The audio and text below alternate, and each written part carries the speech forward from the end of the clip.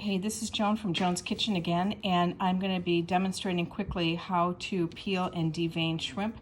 These are shrimp that I bought frozen and I defrosted them. As you can see, they still have the shell on them. They've got the little legs and the shell is on the tail. The shell makes the shrimp look bigger than they actually are when you are going to get the peeling off them. Sometimes you'll find shrimp that say easy peel, and those have already been split along the top of the shell like this, so the peel just comes off. But these are not easy peel shrimp. The shrimp also have like a vein that goes down the back on the inside that typically has sand or dirt in it. The easy peel shrimp, sometimes when they cut through to make the shrimp easy to peel, they also remove that vein. But you need to just be sure that there's nothing in there because it's kind of unpleasant to have a mouthful of sand.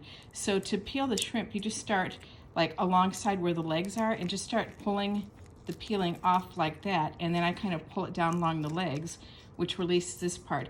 This bottom part of the shell here, I think the shell is called the carapace. That one doesn't come apart as easily, so I kind of pull that apart. And I like to try to retain the tail if I can, so I kind of pull on the tail and tug gently to have that tail meat still be there. I also save my shrimp shells and I make stock out of them. There's a couple of recipes where I use the shrimp shell stock instead of water when I'm cooking them. So this next one, I'm just repeating the same thing. I'm kind of pulling it apart down by the legs and rotating the shrimp to get the peel off.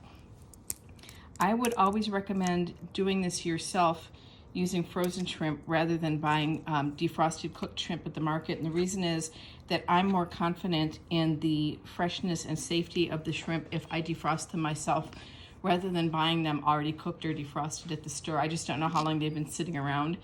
So to devein them, you hold the shrimp like this, and what I'm going to be doing is taking a sharp knife and just cutting gently across the back. And if I hold it kind of taut like this, I'm not even really cutting. I just kind of like lay the knife along the top, and that's going to cut it enough. This particular shrimp does not have a lot of dirt in it, but it does have the vein, which I'm still going to go ahead and pull out. I'm only doing these two, so I don't have anything else set up, but typically I will have a piece of paper towel, or if the shrimp came like wrapped in butcher paper, I'll have that there to kind of like wipe the little vein off of the knife. So that one was actually relatively clean. Let's see how this one is. Okay, this one does have a vein with some sand in it. So I'm gonna just, again, put my knife kind of like under the vein. I'm gonna pull that one out with my finger. If I can get it out with the knife, I prefer to do it. And you wanna kind of just like pull the whole thing out like that. So now that's peeled and deveined shrimp. So now you know if you have a recipe that calls for them. To cook these, I boil water and I put them in boiling water just until they turn. If the shrimp are going to be eaten like a shrimp cocktail, I make sure they're cooked all the way through, so they'll turn pink right away and then they'll curl up really tight. That's when they're done.